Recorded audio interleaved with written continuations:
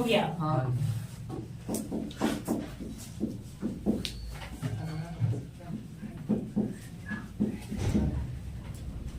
देखो पातिमुख ये क्या है? विनय नियम भंग होने या कोई पाप हो जाने पर किया गया प्रायश्चित। जैन भिक्षु है उसके लिए कब नियम बना हुआ है, नियमों से आपको चलना है। मान लेते आपने अपना नियम भंग कर लिया नहीं, या फिर कोई पाप कर लिया हो गया, गलती से हो या जानबूझ से जो भी हो, तो उस पाप से जो भी पाप किए वो पाप से मुक्त होने के लिए जो भी आप प्रायश्चित करेंगे उसी प्रायश्चित को क्या कहा जाता था? पातिमुख। पातिमुख मतलब प्रायश्चित करना, पापों का प्रायश्चित करना। ये एक माह में 2 बार होता था। एक माह में कितनी बार?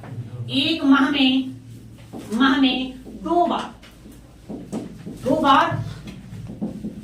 2 बार एक माह में 2 बार करवाया जाता था। ठीक है, इसमें कम से कम 4 भिक्षु आवश्यक होते थे। कितने भिक्षुओं के साथ करना होता था? या तो 4 भिक्षुओं के साथ ही करना अनिवार्य होता था। उसको कहते हैं पातिमुख। नहीं, अरे उपोषक। अगला उपोषक। ये क्या है? उपोषक। उपोषक देखिए इसमें क्या होता है? किसी विशेष दिन तो बौद्ध धर्म में विशेष दिन कब माना जाता है जी? पूर्णिमा को। पूर्णिमा नहीं, या फिर आप अमावस्या ले लेते हैं। अमावस्या विशेष दिन भिक्षुओं द्वारा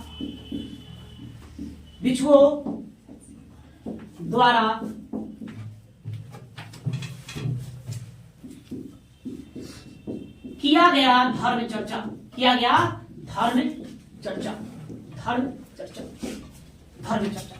नहीं, कोई विशेष दिन खास कर पूर्णिमा या अमावस के दिन क्या करते हैं? सभी बौद्ध भिक्षु बैठते थे, अब बैठ करके वो धार्मिक चर्चा करते थे, धर्म पर चर्चा करते थे। उसी धर्म पर किए गए चर्चा को या धर्म सभा को आप क्या कहेंगे? उपोषक कहेंगे। यदि क्या है संस्कार? उपोषक नहीं, इसमें पातिमुख का भी पाठ किया जाता था।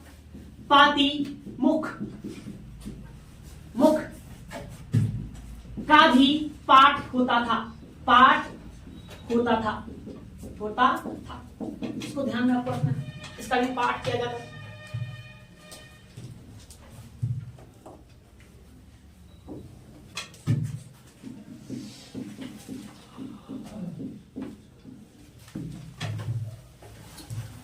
आगे पवारण ये क्या है? देखो भाई अभी हमने पढ़ा था पातिमुख। पातिमुख में क्या होता है? पापों का हम क्या करते थे? प्रायश्चित करते थे, लेकिन वर्ष में महीने में 2 बार। ये भी पापों का ही प्रायश्चित ही है। लेकिन जब वर्षा काल की समाप्ति हो जाए तो वर्षा काल की समाप्ति पर यदि बौद्ध भिक्षुओं से कोई पाप हो जाता था तो उसी पाप के लिए किया गया जो संस्कार था उसी को हम क्या कहते थे? पवारण। यह साल में मात्र 1 बार होता था। 1 बार। जैसे वर्षा काल में क्या होता है? गौतम बुद्ध है ना, वर्ष के 9 महीने घूम कर अपने उपदेशों का प्रचार करते अपने भिक्षुओं के साथ। वर्षा काल आता तो कहीं एक स्थान पर रुक जाते और रुक कर वहीं विश्राम करते। विश्राम करने के बाद जैसे ही वर्षा काल समाप्त होता तो फिर अपना कार्य में लग जाते। तो वर्षा काल में जो भी जैन भिक्षु अपना विश्राम कर रहे हैं, विश्राम करने के दरमियान है ना, उनसे कुछ पाप हो गया, कुछ गलतियां हो गया, उसी गलतियों को माफी मांगने के लिए, प्रायश्चित करने के लिए जो भी प्रक्रिया अपनाया जाता था उसी प्रक्रिया में क्या कहा गया? पवारण कहते थे। पवारण कहते थे। ठीक है, पवारण तो क्या है? तो वर्षा काल के समाप्ति के बाद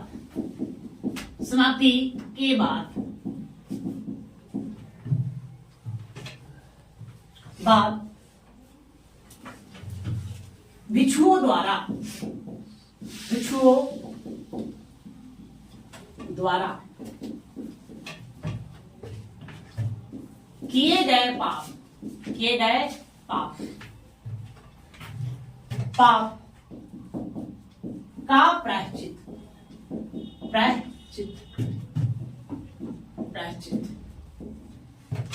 ये इसको याद रखना है कि वर्ष में 1 बार होता था। वर्ष में सिर्फ एक बार।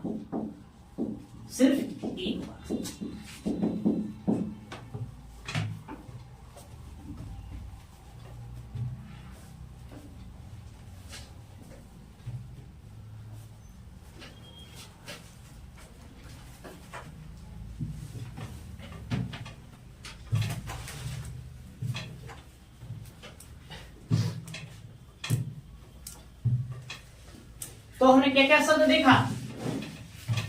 सबसे पहले हमने देखा प्रवज्जा, प्रवज्जा, फिर उपसंपदा, संपदा, फिर हमने क्या देखा?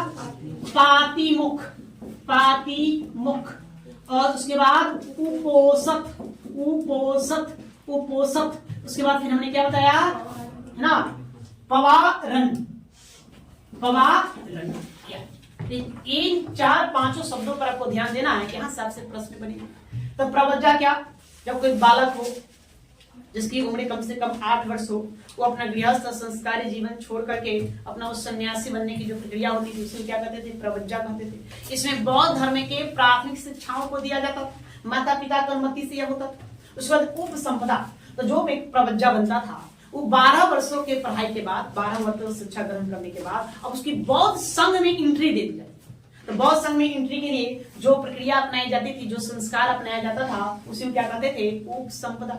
नहीं, यहाँ पर कम से कम कितने भिक्षु चाहिए? 10 चाहिए। 10 भिक्षुओं की उपस्थिति में उपसंपदा का संपन्न किया जाता था। पातिमुख, यदि आपसे जो भी विनय नियम बनाया हुआ था या जाने अनजाने में कुछ आपने गलतियां कर दिया, कुछ पाप कर दिया, तो पापों को प्रायश्चित करने के लिए जो प्रक्रिया की जाती थी उसको क्या कहते थे? पातिमुख कहते थे। यह वर्ष महीने में कितनी बार? 2 बार होता था ना। कम से कम 4 भिक्षुओं की आवश्यकता होती। कितने? 4। उपोषक, ये क्या है? इसमें जैन भिक्षु बैठ करके एक खास दिन, खास अवसर, खास करके पूर्णिमा के दिन ये लोग बैठ करके धर्म चर्चा करते थे। जो धर्म चर्चा करने की जो प्रक्रिया है, जो धर्म चर्चा करते थे, उसी को क्या कहा गया? उपोषक कहा गया। और पावारण तो बता दिए क्या है? यह वर्षा काल के समाप्ति के बाद भिक्षुओं द्वारा पापों के प्रायश्चित के लिए किया गया प्रक्रिया क्या कहलाता है? पावारण।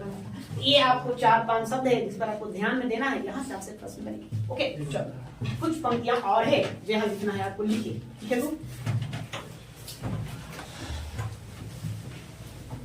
लिखो। संघ में अनुयायियों के, संघ में अनुयायियों के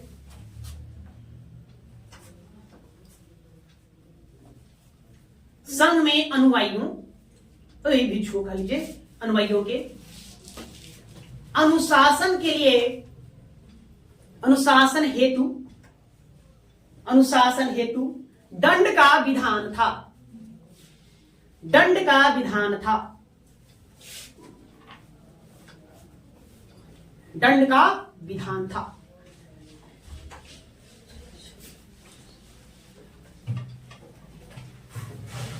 विधान था। सती विनय, विनय, ठीक है, सती विनय, परिपास, सती विनय, परिपास, मानंद,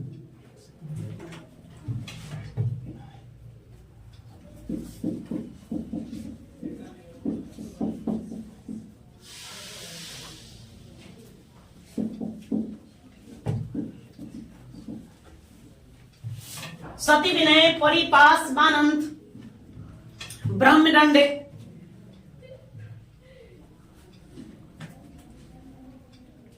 ब्रह्मदंड, ये 4 प्रकार के दंड थे।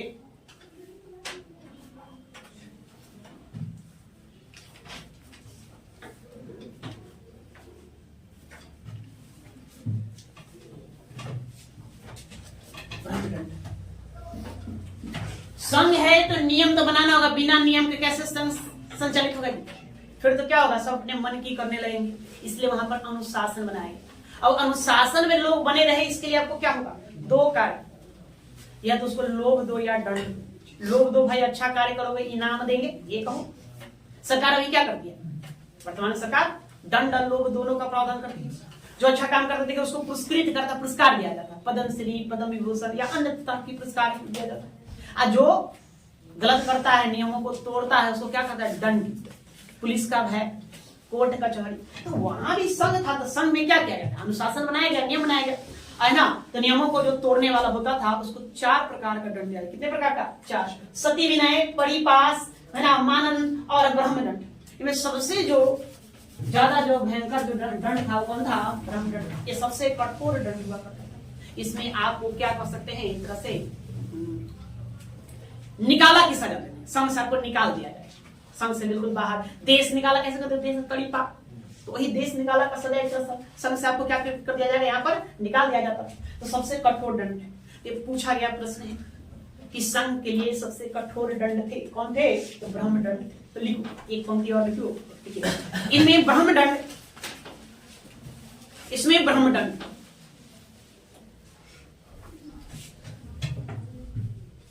इसमें ब्रह्मदंड, वहीं पर कोष्ठ में लिख दो। तो भिक्षु को बौद्ध समाज से बहिष्कार, भिक्षु को बौद्ध समाज से बहिष्कार,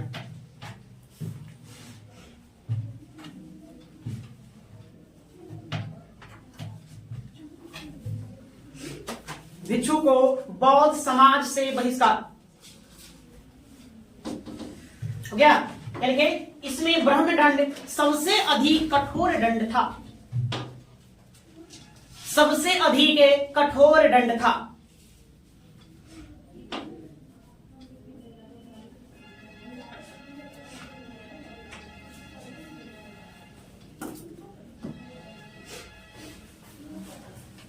हो गया। एक शब्द और ध्यान में रखेंगे, परिव्राजक, परिव्राजक, इसको आपको ध्यान रखना है, ये क्या है। तो देखिए, संघ में जो लोग पहुंचते थे बुद्ध का प्रवचन सुनने या भिक्षुओं का प्रवचन सुनने की, तो वहां पर संघ की व्यवस्था में लोगों को बैठने की जो व्यवस्था करता था, उसको एक तरह से अधिकारी का, उस व्यक्ति को क्या कहा जाता था, परिव्राजक। अब परिव्राजक मतलब कि एक परिव्राजक का अर्थ यह होता है कि जो अपना गृहस्थ जीवन को, संसारिक जीवन को छोड़ दिया और भिक्षा मांग करके जीवन यापन करना है, उसको हम क्या कहेंगे, परिव्राजक। पसंद है या, तो इसको आप रहने देंगे, इतना ही काफी है, इतना आप लोग ध्यान देंगे, इतना से संघ से प्रश्न अब नहीं छूटेगा। ओके, चलो, तो बाकी हम कहानी कल देखेंगे।